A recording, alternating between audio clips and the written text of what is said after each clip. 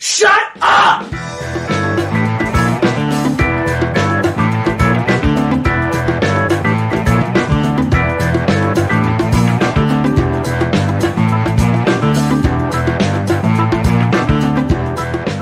I cringe every time I hear a baby boomer, or at least a person around that age range, say something about the effects of social media having ruined this country or how social media has ruined kids today. You know, people who have zero idea what social media really is. These are the same people who continue to get their information spoon-fed from the evening news or a news source owned by some giant media corporation that lies to them on a daily basis. These are the same people that still get a newspaper delivered to their door, also owned by some giant media corporation that lies to them on a daily basis. I can go as far as to say the people who absolutely despise everything that encompasses social media are the people who can't control the narrative. It doesn't necessarily have to be people in power or the rich, just people who feel their opinion is the only opinion. Their fact is the only truth. Ignorance and fear have always been two key ingredients thrown into the mix when something new comes along. People are fundamentally weary of change to the point of becoming irrational. The fear always seems to come from an older generation that grew up one way and is opposed to that way ever changing. Let's look at the reaction to media through the past century to highlight this point. Did you know television was once thought to negatively invoke violent behavior in children and cause them great emotional damage? We can go back even farther than that. The same was also said for movies, radio, and even books. Technology around media may have changed in the past century, but the rhetoric behind the unknown hasn't. Let's look at some attacks on media over the past century. They may seem silly to us now, but back then, people were up in arms towards media that was overall harmless. Books and literature. There have been book burnings since the dawn of the written word. What is considered the first book ban in the United States took place in 1637 in what is now known as Quincy, Massachusetts.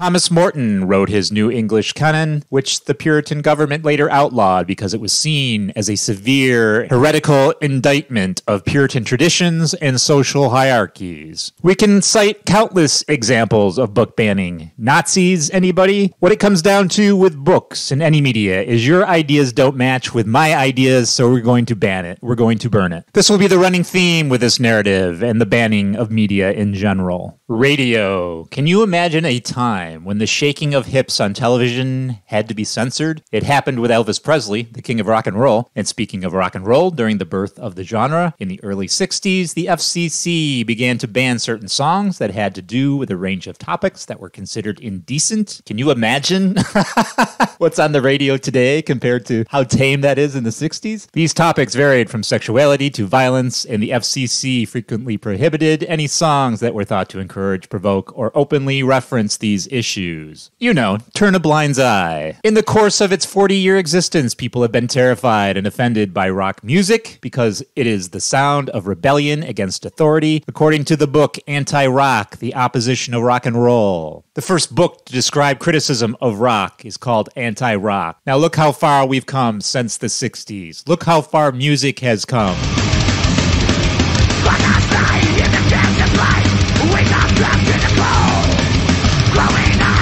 Metal and thrash, which is all perfectly acceptable and perfectly fine. But the good old rock and roll was a moral injustice and an attack on our youth and society back in the 60s. I'm being cheeky. All music is fine.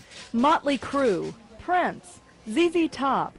These are a few of the rock musicians criticized by Tennessee Senator Albert Gore's wife, Tipper. Mrs. Gore has joined forces with state and national PTA members to combat what she considers sexually explicit and violent lyrics. Our songs about glorifying incest, there's songs about rape, thrill killing, sadomasochism. There's a song that goes, quote, "Not a woman but a whore, I can taste the hate. Well, now I'm killing you, watch your face turning blue," unquote, by a group that has sold 2 million copies of that particular album. They're very popular with young kids. That is a major step toward reducing some of the influence the words are having on our youth. We give them an unrealistic view of what life is really like, and out in the real, true world, people shouldn't be talking like that and having those thoughts and feelings. And we feel like one of the major problems with the teen suicide may be listening to those records. It's just words. It's how well, you want to relate to the words. But Tipper Gore and PTA members say those words cross the line between sensuality and hardcore sexuality that young people should not be exposed to. 1984 was a pretty insane time for Twisted Sister. We were hearing bits and pieces about this Parents Music Resource Center and Tipper Gore, but not really registering. Somebody approached our office that they want, the Senate committee is having a hearing on censorship with the PMRC and wanted to know if I would come and speak. Now, my view of it, when I heard it, was they want me to carry the flag into battle. Hell yeah. I would like to use this occasion to speak on a more personal note and show just how unfair the whole concept of lyrical interpretation and judgment can be, and how many times this can amount to little more than character assassination. They were saying that Under the Blade was about sadomasochism and bondage. It was about my guitar player's throat operation. Songs allow a person to put their own imagination, experiences, and dreams into the lyrics. People can interpret it in many ways. Ms. Gore was looking for sadomasochism and bondage, and she found it. Someone looking for surgical references would have found it as well. The National Mental Health Association estimates some 14 million children. And you think the music contributes to more of the problem? I think the music always sets a tone for a generation. But this is the eternal question, though, Tipper. Doesn't the music reflect what's already going on? The thing of it is you have to swallow this as a whole thing. You got to swallow the whole pill. You listen to my album, you got to swallow the whole pill. The problem with Ice-T is I say don't do drugs, go to school, don't go to jail, love you, brother, but I happen to like Freddy Krueger. If you open up a Playboy magazine, I'm going to look in it. So in other words, what I do is I show you a whole person. Everybody has a vice to them, but I show you the whole person. The problem is when you show the High Rollers video, you show the part that has nothing to do with the actual, that video was about don't be a high roller. At the end of that video, I ended up dead, you know? So, it's two sides to everything. NWA has a record that says the police. He has another record that says express yourself. Say I was a father and my kid brought home something I really, really objected to, like a Skinhead record or a toy Uzi or even a Guns N' Roses record with those lyrics on it. I would not immediately go crawling to the phone to call the cops or call Tipper Gore. I would not put my kid in a mental hospital for the kind of music they listen to. I would not send them to some deprogramming center, blame it on the music. What I would do is sit down with the kid and say, okay, you spent your own money on this. Why? What does it mean to you? Why do you like it? Is it the tune? Is it the rhythm? Is it that cool bass player? Tell me why you like it, and I'll tell you why I don't like it. I think the most evil part of the PMRC and people like Tipper Gore and Jesse Helms is they play on the fears of parents who are too chicken to talk to their own kids. May I be very clear that I'm strongly opposed to censorship of any kind in our society or anywhere else in the world. My song, Rocky Mountain High, was banned from many radio stations as a drug-related song. This was obviously done by people who'd never seen or been to the Rocky Mountains and also had never experienced the elation, the celebration of life, or the joy in living that one feels when he observes something as wondrous as the Perseid meteor shower. Obviously a clear case of misinterpretation. And Mr. Chairman, what assurance have I that any national panel to review my music would make any better judgment? Cancers in the society. You walk in my neighborhood, you got to step over people. There are people living in the streets. There are people starving. There's a drug problem, a huge drug problem, where like the soul of the American youth is just being eaten away. People are drinking and driving. People are dying because some asshole gets behind the wheel and drinks and kills somebody who's going home from work.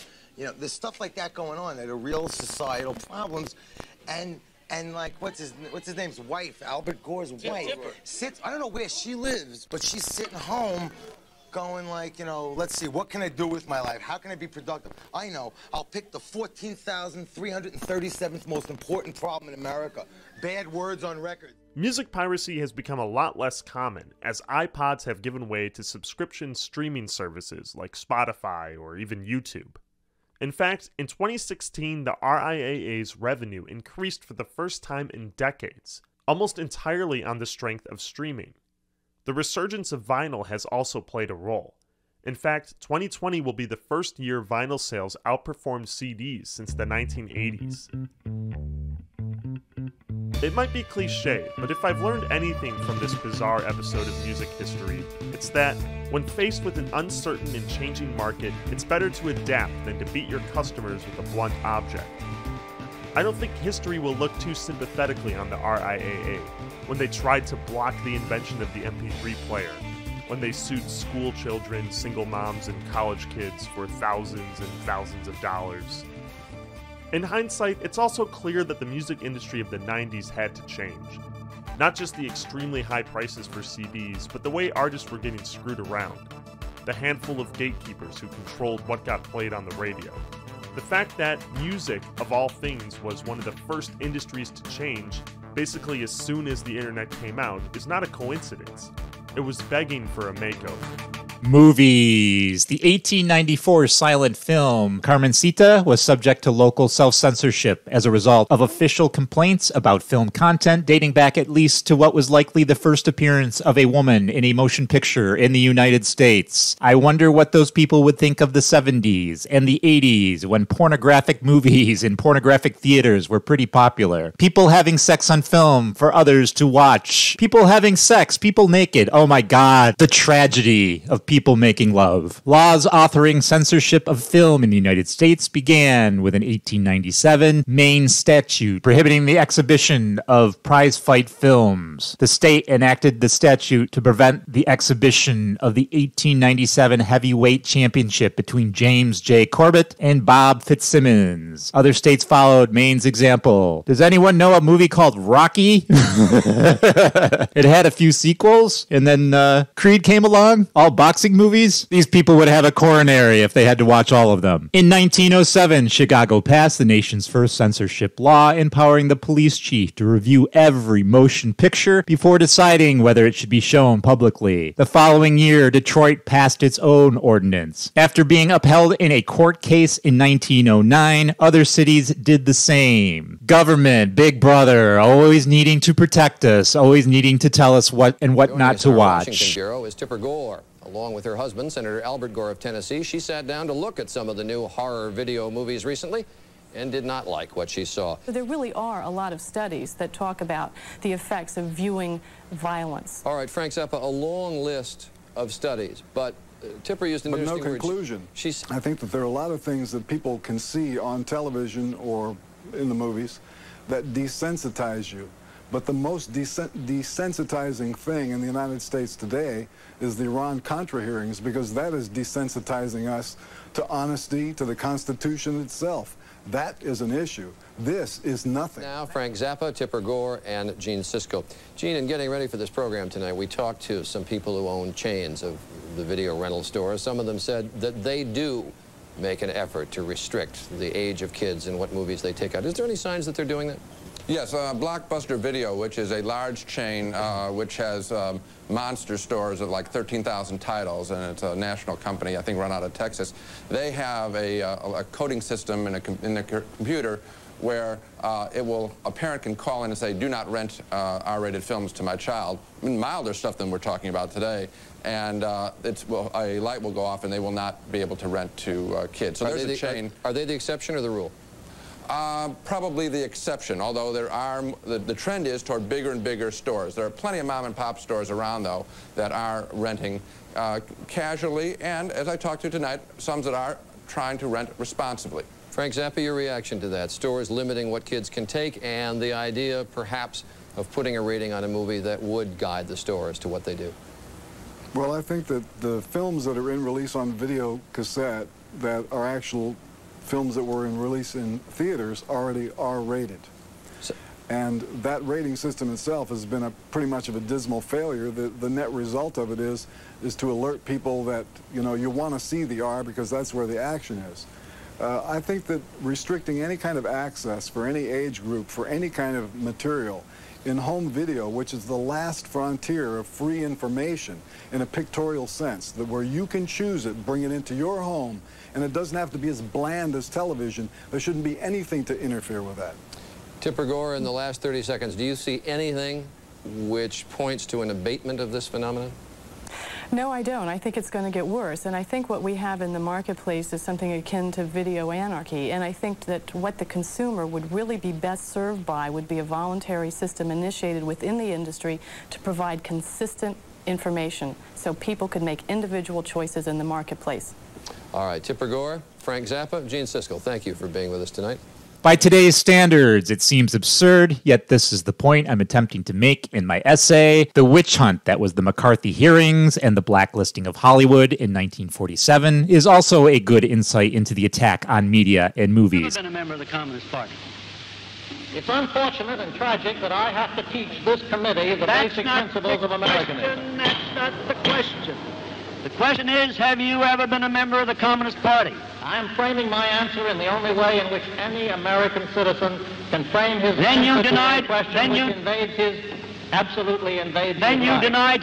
You refuse to answer that question. Is that correct? I have told you that I will offer my beliefs, my affiliations, and everything else to the American public, and they will know where I stand, as they do from what I have written. Stand away from the stand. For Americanism for many years, and I shall stand away from the stand. Fight for the Bill of Rights, which you are trying to destroy. This man away from the stand. You can believe what you want. You can believe any politics you want. You can believe any religion you want. You can listen to any music you want. You can read any books you want. You can watch any movies you want. Big Brother is not supposed to be there to tell us what and what we cannot watch. Practicing, on the other hand, especially with politics, that takes place at the ballot box. Religion takes place at holy places. That's why the United States is a melting pot, because we have so many ideals and so many races and so many sexualities. Because overall, we coexist with each other pretty damn well. As long as we are not physically or mentally abusing or hurting anyone, everything is fine. If you're offended by a Dr. Seuss book, then you have problems. Television. George Gerbner was a professor of communications and the creator of the cultivation theory. This theory states that stories told by a culture determine the behavior and values of individuals. Among other institutions, George Gerbner worked for Villanova University, the University of Pennsylvania, and Temple University. George Gerbner started researching the mean world phenomenon in the 1970s. Through his cultivation paradigm, Gerbner hypothesized that people who watch a lot of television develop a pessimistic view of the world because television programming depicts considerably more violence than is actually present in time. The research of Gerbner and his associates have shown, for example, that heavy television viewers exceed light viewers in their estimates of the chances of being involved in violence, and they also have a higher propensity to think that people cannot be trusted. George Gerbner was born in the Stone Age. We know in the year 2023 that is absolutely ridiculous, and there is no shred of proof or science backed behind it. For the first time in human history, most of the stories, most of the time, to most of the children are told no longer by the parent, no longer by the school, no longer by the church, no longer by the community. No longer handcrafted, no longer community-based, no longer historically inspired, inherited, going from generation to generation, but essentially by a small group of global conglomerates that really have nothing to tell them but have a lot to say. Today, a handful of global conglomerates own and control the telling of all the stories in the world. They have global marketing formulas that are imposed on the creative people in Hollywood, and I'm in touch with them, and they hate it. They say, don't talk to me about censorship from Washington. I never heard about that. I get censorship every day. I'm told, put in more action, cut out complicated solutions. But apply this formula because it travels well on the global market. These are formulas that need no translation, that are essentially image-driven, that speak action in any language, and of course, the leading element of that formula is violence. Comic books. Seduction of the Innocent is a book by German-born American psychiatrist Frederick Wertham, published in 1954, that warned that comic books were a negative form of popular literature and a serious cause of juvenile delinquency. I would be interested in knowing, if he was around today, what he would think of comic book movies being the most popular genre of film and massive moneymakers and all over the freaking place. Wertham's book was taken very seriously at the time in the United States, and that was a minor bestseller that created alarm in American parents and galvanized them to campaign for censorship on comic books. A congressional investigation into the comic book industry had been started. After the release of Seduction of Innocent, publishers voluntarily founded the Comic Code Authority to self-censor their work. That has since gone the way of the stagecoach. By the early 2000s, publishers bypassed the CCA and Marvel Comics abandoned it in 2001. By 2010, only 3 major publishers still adhered to it: DC Comics, Archie Comics, and Bongo Comics. Bongo broke with the CCA in 2010. DC and Archie followed in January of 2011, rendering the code completely defunct and this whole story useless. You wasted all your time there, Frederick Wordham. Common sense eventually prevailed. Superman itself is the symbol of force, power, and violence. That is what he represents. And that has had an enormous influence, which one cannot possibly exaggerate, on the youth, not only of this country, but of the youth of many other countries, you see, especially in Germany. It is utterly impossible to understand what happened in Germany, all the different massacres and so on, unless you realize that they were imbued with this Superman spirit. It represents the abolition of law. The Superman is above the law, all laws, the democratic law, the real law, and even the law of physics and chemistry. He's a person to himself. So what you teach the young person, and incidentally the older person too, is that you have no responsibility. You have to appeal to one individual who will take care of everything. Boys, and I have seen some myself, I even had to examine them, have really tried that to jump over the banister, fan out and break their leg, or try to almost go out of the window. Or later on as men, when I served them as men, tell me, look, as a child, you know, I really thought you could fly. Thank God I didn't try it. And I know some who did try it. He represents superstition. So here you have violence, superstition, complete distrust in the community, complete distrust in the law, complete trust in a strong individual who can do things which cannot be done. What do you think of the idea that Superman stands for truth and justice the American way? Well, how can one stand for something which doesn't exist? It's very difficult, but he doesn't. For one thing, he doesn't. He comes at the last moment and flies through the air and helps. That's not what the girls who I know who have been raped and killed and mutilated. They don't need somebody to fly through the air. They need a policeman on the beat to see that this neighborhood gets on nuts in such a weird way. So the fact that to say Superman stands for right and stands for the good, that may have been beginning when these two schoolboys started, that may have been so.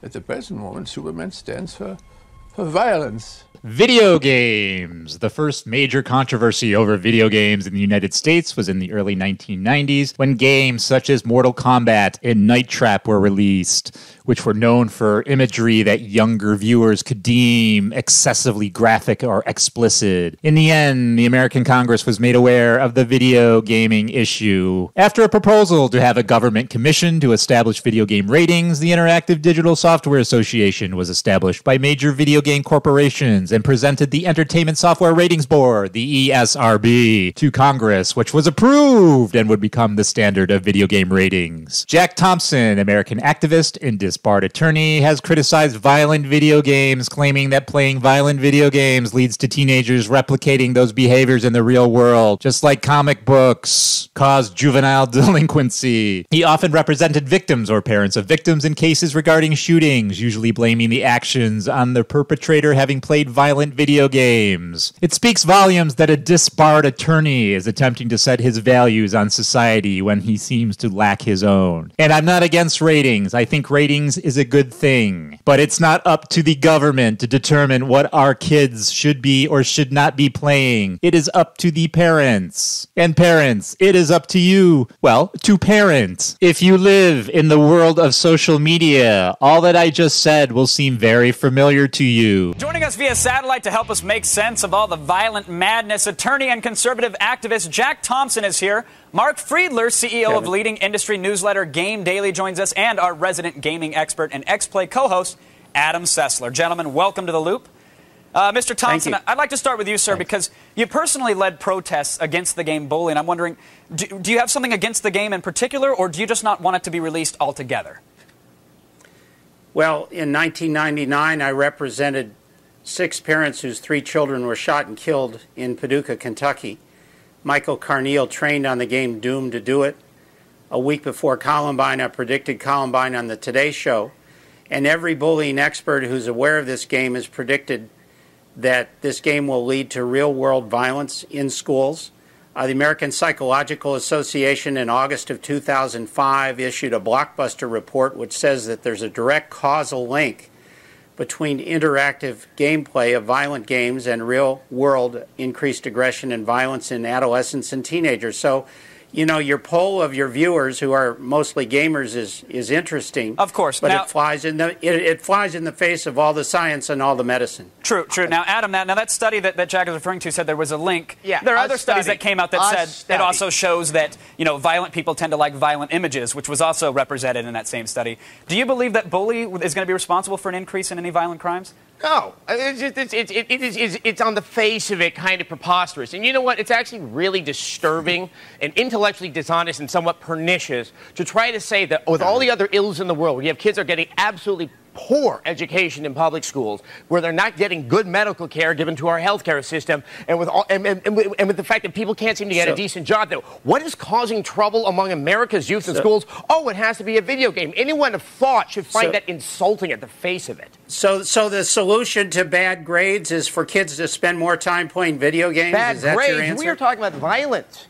I believe that there are greater reasons for the social ills of adolescent violence than playing a video game, because I believe that violence was existing prior to the release of even Pong. If you research and look more into each media that I covered here, the history behind people attempting to censor it, all have the exact same story. There's always a person or persons who think they can live your life better than you can. They'll blame society's woes on everything except for the actual issue, which is the individual and human nature, which human nature is never going away. Since the beginning of time, people have remain constant. Your typical person doesn't watch a violent movie or play a violent video game and then go off to do a random act of violence. Our society does not work that way. Human nature does not work that way. And people have been violent to each other and have hurt each other way before any of the media that I discussed were even around or thought of. I brought this article together to show you the similarities of censoring media over time. History does indeed repeat itself, and it seems people never learn from that. Social media is not the root of all evil any more than movies or television or comic books or any media is concerned. Social media is another outlet to relay information, share ideas, and converse with each other. It makes the world smaller. What's the old adage or story? I used to walk to school in the snow uphill both ways. There's a reason why that joke has been around since I was a kid. In essence, it means every generation thinks they had it hardest. And as that generation gets older and looks at youth, they don't hold them in the same regard as their own generation. These people are caught in the past. I hate to tell each and every generation, it was your decisions and your actions that created the next generation of people. You are the fathers and mothers of that generation. They just didn't come out in a vacuum. How about the phrase kids today? My grandfather said that 40 years ago, and his father probably said the same thing to him. History is a constant circle as human beings repeat the same joys and the same mistakes of their previous generations. Kids today aren't different than kids yesterday or kids coming in our future. They're all kids. Human beings have fundamentally been the same since there were human beings. Nothing has changed. We can be good, selfish, arrogant, intelligent, achieve greatness, do stupid things. I do plenty of stupid things. Humanity has not changed. Those types of actions and reactions happened way before any type of media was around. All right, maybe books was around, but I'm talking movies, television, comic books, the radio, video games, social media. When someone calls out social media in this day and age, it strikes a nerve in me. We all live in different times with different circumstances. To compare what a baby boomer went through to what kids go through today is stupid. People who say things like that are stuck with little to no flexibility. That's not a reflection of society. That's a reflection of the individual. That's a reflection of you. And I get it. I'm 53 years old and I lived for a lot of years. You do get a little wiser, and you experience experience more. But those are your experiences and your perception. That doesn't mean those are someone else's. You did not grow up in their time frame, so you cannot compare their time frame to your time frame. Social media isn't any different than any other media of the past. The older generation doesn't understand it, and the newer generation embraces it. I know I'm speaking in generalities. I'm not talking everyone in an older generation. I'm not talking about everyone in a newer generation. I'm talking about the consensus. I'm talking overall. I'm talking about what I hear and what I see and what I read. So I'm here for two reasons. I want to deliver two messages. The first message I want to deliver is that even though I've never had a social media account, I'm okay. You don't have to worry. It turns out I still have friends. I still know what's going on in the world. As a computer scientist, I still collaborate with people all around the world. I'm still regularly exposed serendipitously to interesting ideas, and I rarely describe myself as lacking in entertainment options. So I've been okay, but I'd go even farther. I'd go even farther and say not only am I okay without social media, but I think I'm actually better off. I think I'm happier. I think I find more sustainability in my life, and I think I've been more successful professionally because I don't use social media. So my second goal here on stage is to try to convince more of you to believe the same thing. Extremely typical. I've never signed up for it. I've never used it, so you shouldn't use it. I've lived without it, so you should be able to live without it. You should do what I do. Apparently you can't think for yourself, so I'll think for you. But one of the issues with social media, it's been pointed out by many people, is that I think maybe particularly Instagram, people look like they have a much better life than they really do. Right. So by design. Yeah, people are posting pictures of when they're really happy. They're modifying those pictures to be better looking. Even if they're not modifying the pictures, they're at least selecting the pictures for the best lighting, the best angle. First off, Elon, you're a hypocrite. That is what you see. That is your perception. That's not necessarily exactly how everyone uses it. That's how you think everyone uses it. So because you think that way, then everyone must use it that way. And what's it to you what other people are doing on their social media? It's none of your business. What is mimetic desire? Mimetic desire means that we're adopting another person's desire as our own, usually without even realizing that we're doing it. So social media has given us millions of mimetic models that we now have to contend with. Some people have went from having 10 mimetic models to now having 1 million. And we haven't quite come to grips as a culture with what that means.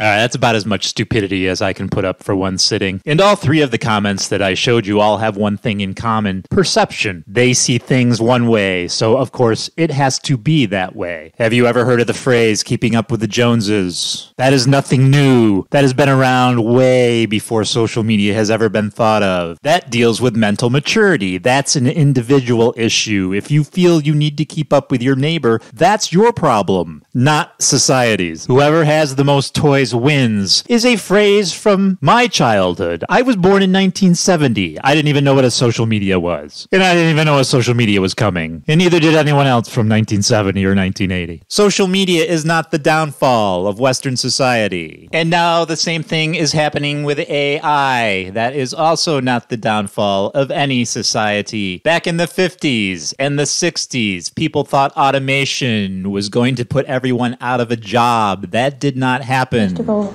those computers are taking over now. Computers and automation. And in the year 2000, there just won't be enough jobs to go around, and the only jobs there will be for people with high HQ, high IQ, who can work computers and such things. And other people are just not going to have jobs. There just aren't going to be jobs for them to have. I don't think it's going to be so nice. I think sort of all machines everywhere, everyone doing everything for you.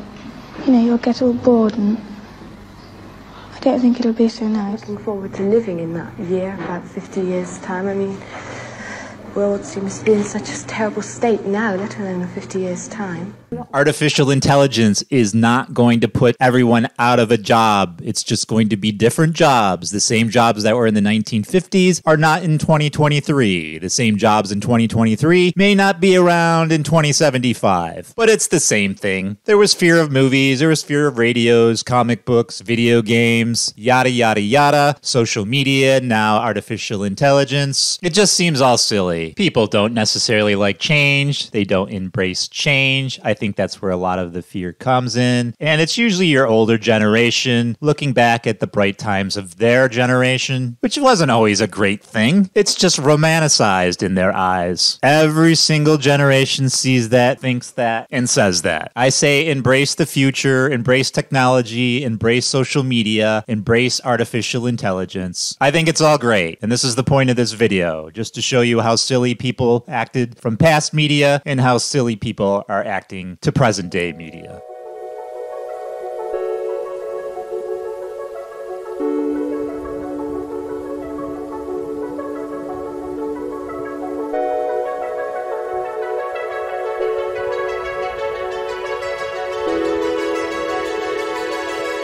Shut